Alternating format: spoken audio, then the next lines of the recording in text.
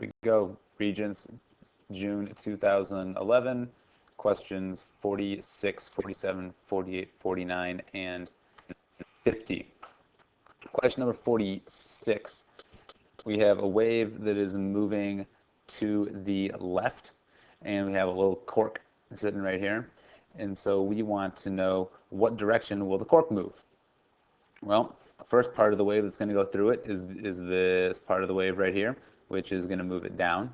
And then there's this part of the wave, which is going to move it back up. And then there's this part of the wave, which is going to move it down. So it's going to go down, then up, then down. So down, then up, then down is answer number 2. 47, we have waves that are approaching a barrier that has a little opening in it. And this is where you have to remember that wave tank. Once a wave goes through an opening, it starts to look like this. And that phenomenon is your diffraction phenomenon. All right, that is diffraction. All right, it looks like a Wi-Fi signal. In number 48, you have a standing wave, and it's asking about nodes and antinodes. How many do you have in the diagram? So let's start counting here. We've got node, let's see, node, node, node, node, node, node. That's 1, 2, 3, 4, 5, 6.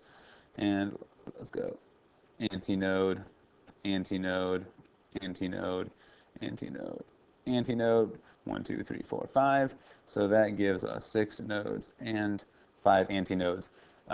Make sure you do not count the antinodes twice. All right, it's not antinode, antinode. All right, this is not 2. This is the same spot on the string. It's just that it moves from here to here. Okay, this is the same spot. It's just in 2 different positions. So this is only 1 antinode. It is not 2. Also remember that the endpoints count, assuming they are also at rest. All right, so this is going to be 6 and 5, answer number 2. All right, let's move that. For number 49, it's asking about the quark composition of a deuterium nucleus. All right, so you have a proton is up, up, down, and a neutron is up, down, down. Total those up, and we've got 3 ups and 3 downs. But you have to know your proton and your neutron quark compositions, otherwise you are probably in trouble for this. Or you might be able to figure it out if you just remember that, okay, the total, if you try to figure out the total charge values, you should end up with, +1, so you could add up all of these charge compositions, and I suspect this is the only one that will give you a net charge of +1, and the others will give you something different.